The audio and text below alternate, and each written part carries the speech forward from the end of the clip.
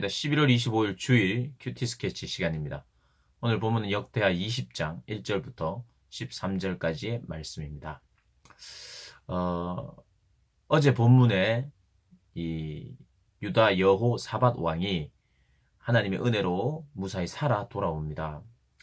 하지만 선지자 예후가 여호사밧을 향하여 이렇게 이야기를 합니다. 왕이 악한 자를 돕고 여호와를 미워하는 자들을 사랑하는 것이 옳으니까 그러므로 여호와께로부터 진노하심이 왕에게 임하리이다. 그러나 왕에게 선한 일도 있으니 이는 왕이 아세라 목상들을 이 땅에서 없애고 마음을 기울여 하나님을 찾음이니이다 하였더라. 이런 말을 하면서 당신이 잘못한 것이 있지만 그래서 하나님이 진노하지만 당신이 선한 것도 있었다. 그러므로 지금 하나님께 돌아오고 하나님을 찾는 것이 중요하다. 이런 맥락으로 선지자가 하나님의 말씀을 대언합니다. 그러자 여호사밧에게 있어서 가장 참 우리가 배울 점이 있다면 하나님의 말씀 앞에 즉각 반응한다는 것입니다. 경고를 듣고는 하나님의 진노가 임할 것이라는 그러한 경고를 듣고는 하나님 앞에 또 회개하며 돌아옵니다. 그래서 다시 개혁의 자리를 찾습니다. 그런데 20장은 개혁하고 변화를 꾀하고 또 돌이켰는데도 불구하고 20장에는 어려움을 당합니다. 이것이 바로 하나님의 징계일 수 있죠. 하나님의 진노는 또 완전히 다 그냥 없었던 일로만 하는 것이 아니라 그 징계를 통해서 또 하나님은 하나님 자신을 드러내시고 가르치는 것입니다. 사실 여호사밧이라고 하는 인물을 통해서는 우리가 우리의 신앙에 굉장히 보편적인 신앙의 어떤 요소들을 잘 발견할 수 있습니다. 신앙적인 우리가 배움에 있어서는 정말 특별한 경우가 있고요. 모든 사람에게 적용되는 그런 경우가 아닌 경우들도 간간히 나옵니다. 성경에는.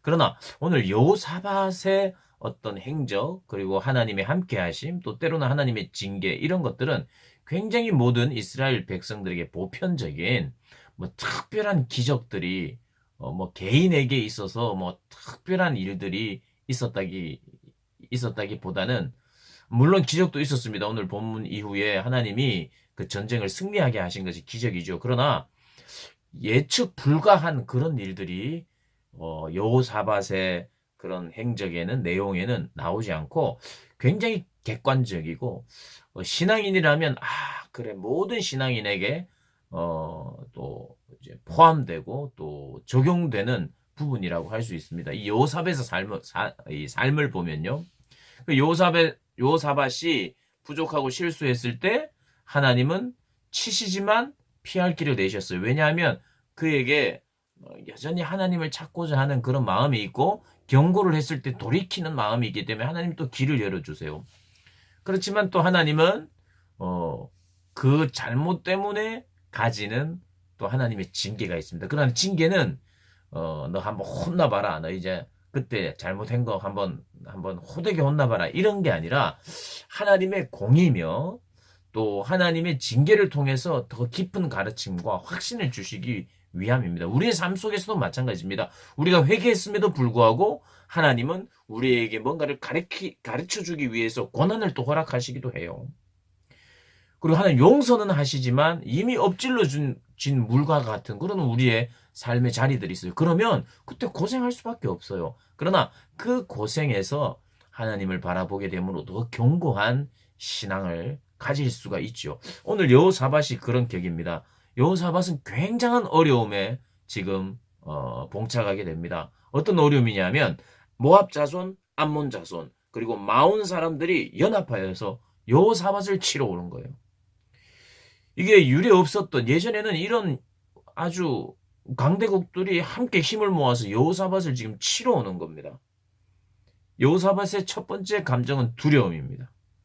이미 여호사밧은 20장 전에 다시 개혁한 사람이에요. 그런데도 불구하고 하나님은 이 전쟁을 허락하십니다.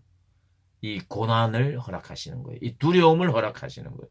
이 두려울 수밖에 없는 이 상황을 허락하십니다.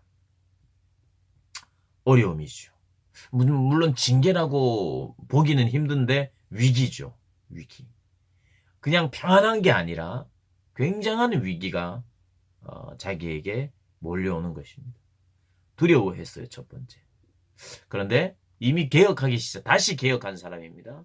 다시 하나님을 찾은 사람이에요. 두려움이 있을 때 뭐 합니까? 하나님을 찾아요. 하나님께로 여호와께로 낯을 향하여 간구하고 자기 혼자만 간구하는 게 아니라 또 온 유다 백성에게 금식을 선포합니다. 나중에 우리 13절에 보면 하나님 앞에 13절에 보면 하나님 앞에 기도하는데 유다 모든 사람들이 그들의 아내와 자녀와 어린 아이와 더불어 여호와 앞에 섰더라. 온 가족이 그냥 어른들만 나와서 기도하는 것이 아니라 어린 아이까지 아내, 어린 아이까지 자녀들까지 다 함께 나와서 간구하고 주님을 의지하고 붙드는 기도를 합니다. 함께 기도했어요. 함께. 그리고 이 기도의 내용이 굉장히 우리가 중요한 내용이 있습니다. 기도의 내용. 무엇을 가지고 기도하느냐. 제가 아까 말씀드렸듯이요.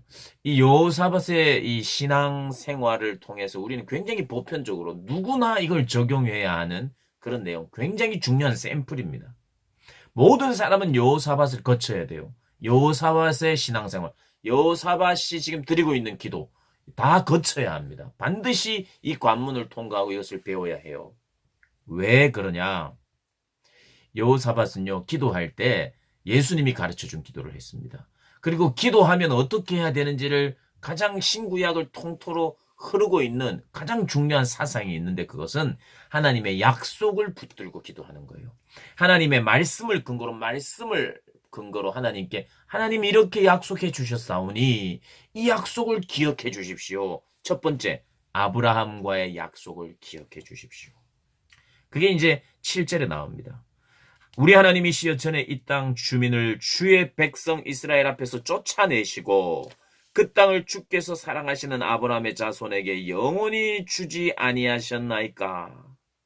주님이 이 땅을 약속하셨고 아브라함 때부터 약속하셨고 그 약속을 이루셨고 영원히 주겠다고 하셨사오니 그렇게 도와주십시오. 지금 이 나라가 빼앗길 것 같고 망할 것 같습니다. 라고 기도하는 거예요.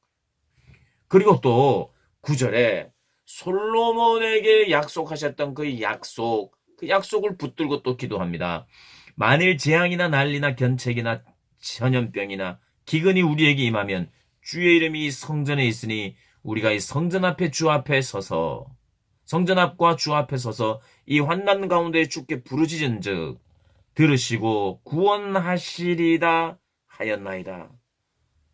솔로몬이 성전을 건축하고 기도할 때 이런 기도를 했어요. 재앙이나 난리나 견책이나 전염병이나 기근이 있을 때 성전을 향하여 기도하고 돌이키고 회개하여 주 앞에 나오면 주님은 들어주시기를 간구합니다. 누구든지 이스라엘 후손들이 그렇게 기도할 때 주님 들어주시기를 간구합니다라고 기도했어요.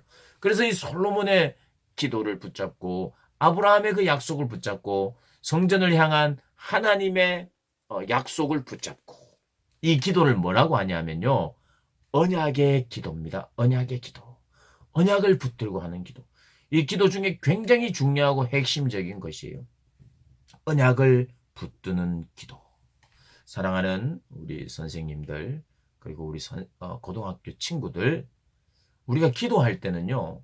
신앙이라는 것은 믿는다는 거잖아요. 우리 믿음에는 그 믿음의 내용이 있어요. 그 내용이 이런 겁니다. 기도는 어떻게 해야 되느냐? 약속을 붙들고 하는 것이다. 여호사밧이 이렇게 기도했던 것처럼 우리도 약속을 살피고 약속을 믿고 두려움 가운데 있을 때 약속을 근거로 기도하는 거예요.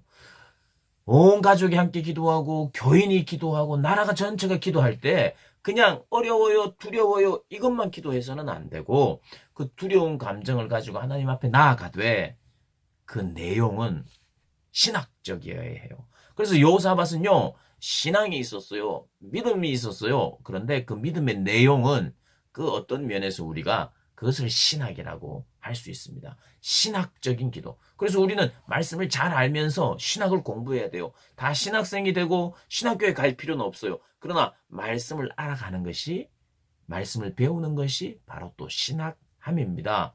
우리 고등부 친구들 그리고 선생님들도 신학함을 통해서 신학적인 기도, 하나님께서 받으실 만한 기도 하시는 우리 복된 선생님들, 우리 고등부 학생들 되시기를 축복합니다.